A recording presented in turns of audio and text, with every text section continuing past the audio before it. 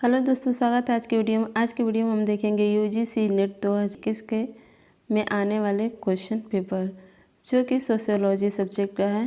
Practice set के रूप में देखेंगे। तो आइए क्वेश्चन को फटाफट सॉल्व करते हैं। क्वेश्चन है, निम्नलिखित में से किसने उड़ीसा की ज्वांग जनजातियों के बीच क्षेत्र अनुसंधान किया था? क्षेत्र अनुसंधान किया था एन.के. बोस ने। ऑप्शन 2 सही है। नेक्स्ट क्वेश्चन है, निर्जातीयता से तात्पर्य है वंशागत सामाजिक सांस्कृतिक विशेषता है।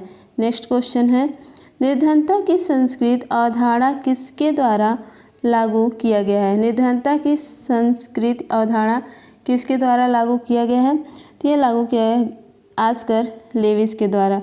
नेक्स्ट क्वेश्चन है, आशीष बोस अपनी किस अवधारणा के लिए सुप्रसिद्ध है? आशीष बोस बीमार राज्य अवधारणा के लिए सुप्रसिद्ध है। नेक्स्ट क्वेश्चन है, निम्नलिखित में से किस प्रकार की विकासात्मक परियोजनाओं में न्यूनतम संख्या में व्यक्तियों को विस्थापित किया गया? तो वन्य जीव अभयारण्य और उद्यान विकासात्मक परियोजना के अंतर्गत विस्थापित किया गया। नेक्स्ट क्वेश्चन है, नीचे दिए गए दो वाक्यत्वों में एक अभिकथन ए और दूसरा आर तर्क है। नीचे दिए गए कूटों में से सही उत्तर का चयन करें। अभिकथन क्या है? ए, उच्चतर दर पर सकल घरेलू उत्पाद जीडीपी की वृद्धि सामाजिक विकास का एक सही संकेत नहीं है। तर्क है, यह सिर्फ सकल घरेलू उत्पाद जीपीडी में वृद्धि का संकेत देता है, लेकिन यह विभिन्न स्तरों पर इसके वितरण का प्रतिरूप नहीं है। ये ए और आर दोनों सही है। ऑप्शन 2 ए और आर दोनों सही है, लेकिन आर ए की सही व्याख्या नहीं है। नेक्स्ट क्वेश्चन है,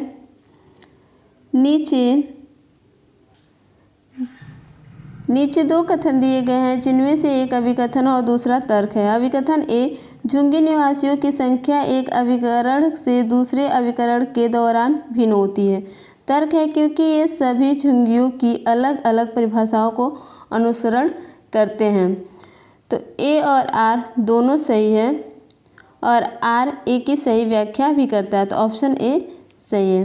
नेक्स्ट क्वेश्चन है, निम्नलिखित में से किस विशेष श्रेणी राज्य की 11वीं पंचवर्षीय योजना के दौरान राज्य घरेलू उत्पादों में सर्वाधिक वृद्धि दर रही है?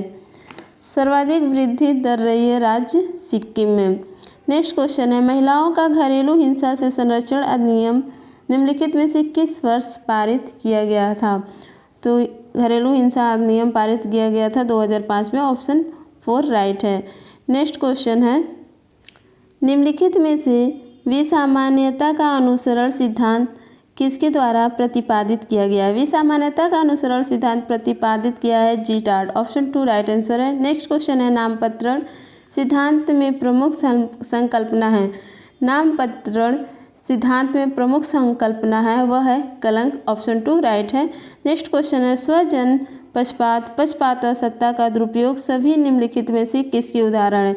यह भ्रष्टाचार को उदाहरण है। ऑप्शन 2 राइट है। नेक्स्ट क्वेश्चन है, मार्क्स के परिप्रेक्ष्य में पूंजीवादी समाज में गरीबी को निम्नलिखित में से किन संदर्भों में समझा जा सकता है? तो इसको समझा जा सकता है, यहाँ पे कूट है। ए है पूंजीवादी अर्थव्यवस्था द्वारा उत्पन्न असमान व्यवस्था से, तो इसके द्वारा समझा जा सकता है। बी है उत्पादन के साधनों से युक्त व्यक्तियों के हाथों में संकेंद्रित धन व्यवस्था से भी समझा जा सकता है। सी है सिर्फ अपने श्रम पर निर्भर कामगार वर्ग को खुले बाजार में मजदूरी के लिए विक्रय पर निर्भर रहना चाहिए, इससे भी संबंधित है। कामगार वर्ग अपने श्रम की बकाया मजदूरी प्राप्त करे। ये ऑप्शन डी नहीं है। तो ए बी सी है, तो किसमें कूट ए बी सी है? तो ऑप्शन 2 में है ए बी सी राइट है। नेक्स्ट क्वेश्चन है, निम्नलिखित लेखकों के 4 युग्मों में से कौन सा एक अपराध और विसामान्यता के अध्ययन से संबंधित नहीं है? तो कोजर और रोजनबर्ग अपराध और समानता के अध्ययन से संबंधित नहीं है। नेक्स्ट क्वेश्चन है, भारत में परंपरा के विशिष्ट प्रतीक जाति संगठन जो अन्यथा परंपरा के विशेष प्रतीक हैं राजनैतिक आधुनिकता के लक्ष्य प्राप्त करने में सफल रहे हैं। निम्नलिखित में से किसने परंपरा की आधुनिकता के इस तथ्य को बताया है? तो इस तथ्य को बताया है लॉयड आई रुडोल्फ ने। ऑप्शन 3 राइट आंसर है। नेक्स्ट क्वेश्चन है, सांदर्भिक रूप में सांस्कृतिकरण जाति की सांस्कृतिक गतिशीलता की एक धीमी और गैर प्रभावशाली प्रक्रिया है। यह कथन किसका है? यह कथन है योगेंद्र सिंह का। ऑप्शन 2।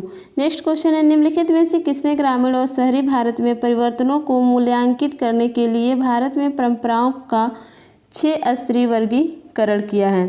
तो 6 स्तरीय वर्गीकरण किया है एस.सी. दुबे ने। Option 2 right answer. Next question है, भारत में राष्ट्रवाद ब्रिटिश उपनिवेशवाद द्वारा सृजित भौतिक दशाओं का एक उत्पादन है और ब्रिटिश पूर्व के भारत में इसका अस्तित्व नहीं था।